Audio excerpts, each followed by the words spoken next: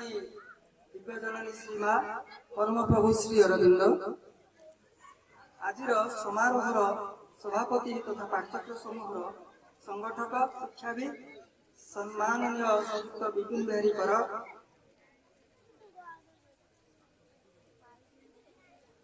विशिष्ट मातृभक्त श्री अरविंद दर्शन प्रवक्ता श्रीयुक्त हरिहर मल्लिक शिक्षा केन्द्र सभापति श्रीयुक्त माधवानंद दास संपादक श्री अमूल्य प्रसाद लाल परिचालना कमिटर समस्त सदस्यगण अभिभावक अभिभाविका महोदय महोदयागण उपस्थित स्थानीय गुरु सहयोगी दर्शक भाई भौणी श्री अरविंद पाठ्यक्रम समूह आगत समस्त प्रिय भाई भौणी अपा भाई और छात्र छात्रीगण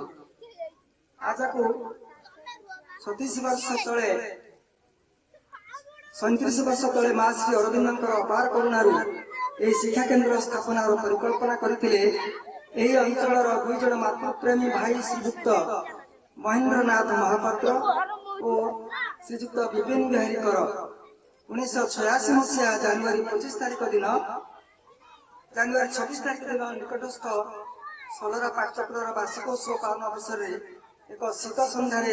उपरोक्त परिकल्पना को वास्तव रूप रेख देवा वार्षिक उत्सव में उपस्थित स्वर्गत बलवेंद्रनाथ सेन माधवानंद दास स्वर्गत भावग्राही साहू अपुरचरण सामल नारायण चंद्र सिंह अमरेन्द्र महापात्र स्वर्गत शरद पंडा विपिन बिहारी महांती विवानंद शरण श्याम सुंदर साहू केशव चंद्र साहू स्वर्गत अरुण कुमार पंडा जगबंधु नायक प्रमुख मातृभक्त माने आनंद राजी होते श्री विपिन बिहारी महांती उक्त शिक्षा केन्द्र को लगी शीतल बाबू खाली पड़ा गृह अस्थायी भाव आसंता शिक्षा केन्द्र सेठारे प्रस्ताव को समस्ते समर्थन कर वल्लभ बाबू को सभापति भावग्राही बाबू को संपादक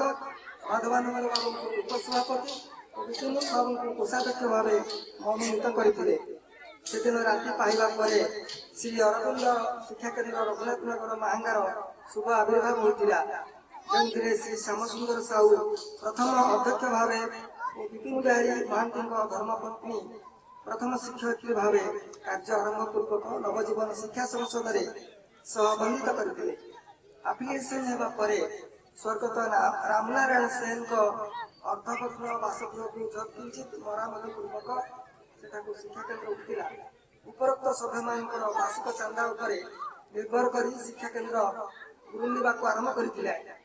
शिक्षा केन्द्र ना थिला निजस्व जमी ना थिला गृह ना थिला आसवाब पत्र ना थिला आर्थिक संबल केवल थिला मांकर करुणा और आशीर्वाद यही अवसर में स्थानीय बदान्य व्यक्ति स्वर्गत रामनारायण सेन एक एकर विशिष्ट स्थितिवान घरबारी जमी और तत्संलग्न पुराना बासगृह को शिक्षा केन्द्र नाम रजिस्ट्री पूर्वक मां को निवेदन कले जमी जगह सीना मिला किंतु श्रेणीगृह दान मिलता चाल छपर घर सारा वर्षा दिन छात्र छात्री अपा भाई मान को जलसिक्त करुला दिन में खरा और रात खरार महा सम्मेलन होता जार साक्षी अच्छा आज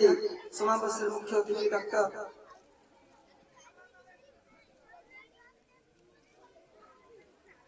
मुख्य अतिथि आज आमर ये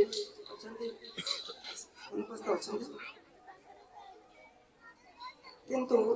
1999 महाबात्या कमिटी सभ्यमान अर्थरे निर्मित टीण छात गृहटी को संपूर्ण धूलिसात करदेला सभ्य मैंने मां पाखे आप निवेदन कले उत्तर स्वरूप श्री अरविंद आश्रम दिल्ली शाखा स्विट्जरलैंड सरकार आर्थिक साहाय्य वर्तमान शिक्षा केन्द्र प्रसाद को निर्माण करते शिक्षा केन्द्र अनेक सौभाग्य है गत 11/11/2011 तारीख में शिक्षा केन्द्र परिसर श्री अरविंद पवित्र व्यांश प्रतिष्ठा जहाँकि वर्तमान अनुमान एक असंभव व्यापार चलित शिक्षा वर्ष में नर्सरी और किंडर गार्डन ठारू आरंभ कर अष्टम श्रेणी पर्यंत 10टी श्रेणी अध्यक्ष समेत 10 जन अपा भाई अध्ययन अध्यापना नियोजित अच्छा से 3 जन पूर्व शिक्षादान में तालीम प्राप्त और अन्य माने तालीम होती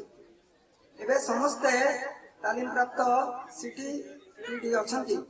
ତାଙ୍କର ସମସ୍ତ କାର୍ଯ୍ୟକୁ ନିଃସ୍ୱାର୍ଥପର ଭାବେ କରି ଶ୍ରୀମାଙ୍କର ପଦାରବିନ୍ଦରେ ଅର୍ପଣ କରୁଛନ୍ତି। ଶ୍ରୀ ଅରବିନ୍ଦଙ୍କର ଶିକ୍ଷା ଦର୍ଶନ ଅନୁସାରେ ଶିଶୁର ଆଦ୍ୟ ଶିକ୍ଷା ମାତୃଭାଷାରେ ହେବା ଉଚିତ। ସେଥିପାଇଁ ଏଠାରେ ମାତୃଭାଷା ହିଁ ଶିକ୍ଷାଦାନର ମାଧ୍ୟମ। ଯଦିଓ ଇଂରାଜୀ ଓ ସଂସ୍କୃତ ଯଥାକ୍ରମେ ଦ୍ୱିତୀୟ ଓ ତୃତୀୟ ଭାଷା ରୂପେ ପ୍ରଚଳିତ ହେଉଛି, ନର୍ସରୀ ଠାରୁ ସପ୍ତମ ଶ୍ରେଣୀ ପର୍ଯ୍ୟନ୍ତ ନବଜୀବନ ଶିକ୍ଷା ସଂସଦ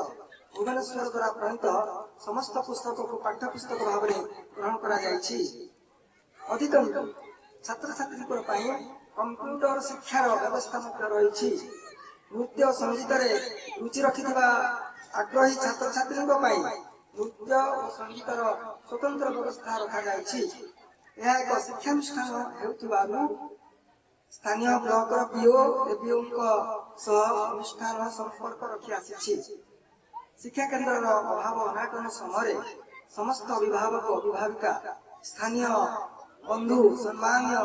ସମ୍ମାନନୀୟ ଭଦ୍ରବ୍ୟକ୍ତିଗଣଙ୍କ ସହଯୋଗ ଭୁଲି ହେବ ନାହିଁ। ଶିକ୍ଷା କେନ୍ଦ୍ରର ନୃତ୍ୟ ଓ ସଙ୍ଗୀତ ମାଧ୍ୟମରେ ପ୍ରାଣିକ ଶିକ୍ଷାର ବିକାଶ ପାଇଁ ରାମଚନ୍ଦ୍ର ସାହୁ, ଧାରପୁରର ଧୀରେନ୍ଦ୍ର କୁମାର ଓଝା, ରଘୁନାଥ ନଗରର ମଙ୍ଗୁଳି ଓଝା, ନାରାୟଣ ଲେଙ୍କା ତଥା ସଭା ସମିତି ବେଳେ ସିଲିଂ ଲାଇଟ୍ ମାଇକର ଖର୍ଚ୍ଚ ତୁଲାଇବା ପାଇଁ ଜାତିପାଲ ଗ୍ରାମର ସର୍ବଶ୍ରୀ କୁଳମଣି ସାହୁଙ୍କ ନାମ ଉଲ୍ଲେଖଯୋଗ୍ୟ। ଶିକ୍ଷା କେନ୍ଦ୍ରରେ ଅଭାବ ଅସୁବିଧା ତ ଲାଗି ରହିଛି। କୋଠାର ବାହାର ଓ ଭିତର ପଟରେ ରଙ୍ଗର ଆବଶ୍ୟକତା, ପିଇବା ପାଣି ପାଇଁ ଆକ୍ୱାଗାର୍ଡର ଆବଶ୍ୟକତା, ଉପଯୁକ୍ତ ପାଠ ଉପକରଣ ଓ ଖେଳ ଉପକରଣର ଆବଶ୍ୟକତାକୁ ପୂରଣ କରିବାକୁ ହେବ। ଆସବାବ ପତ୍ରର ମଧ୍ୟ ଆବଶ୍ୟକତା ରହିଛି। ଜାଣେ ନା ମା କାହାକୁ ଯନ୍ତ୍ର କରି ଏସବୁ ଆବଶ୍ୟକତା ପୂରଣ କରିବେ। ଏ ଅନୁଷ୍ଠାନ ପ୍ରତି ଆପଣମାନଙ୍କର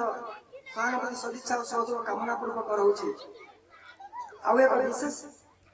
ଘୋଷଣା ଯେ ଆମର এই ଶିକ୍ଷା କେନ୍ଦ୍ରକୁ ଆସିବା ପାଇଁ ଟିକେ ରାସ୍ତାର ଏଠି ବହୁତ ଅସୁବିଧା ରହିଛି। এই ମୁଖ୍ୟ ରାସ୍ତାରୁ ଟିକେ এই ଶିକ୍ଷା କେନ୍ଦ୍ର ପର୍ଯ୍ୟନ୍ତ ସ୍କୁଲର ଗେଟ୍ ପର୍ଯ୍ୟନ୍ତ ଯଦି ରାସ୍ତାର ବ୍ୟବସ୍ଥା କରାଯାଆନ୍ତା ତାହେଲେ ଆମେ ଏଠି ବିଶେଷ ଉପକୃତ ହୁଅନ୍ତୁ। ଏ ଅଞ୍ଚଳର ଲୋକ ଏବଂ ପିଲାମାନେ ଆଉ ସମସ୍ତେ ଏଠି ଆସିବାର ସୁବିଧା ପାଆନ୍ତେ ଏବଂ ସମସ୍ତେ ଉପକୃତ ହୁଅନ୍ତେ। ଏଥିପାଇଁ ମୁଁ ବିଭାଗୀୟ କର୍ମକର୍ତ୍ତାମାନଙ୍କୁ ଟିକେ ଅନୁରୋଧ କରୁଛି, ନିବେଦନ କରୁଛି, ସେମାନେ ଆର ସୁବ୍ୟବସ୍ଥା କରିବେ। ଧନ୍ୟବାଦ। ବନ୍ଦେ ମାତରମ୍।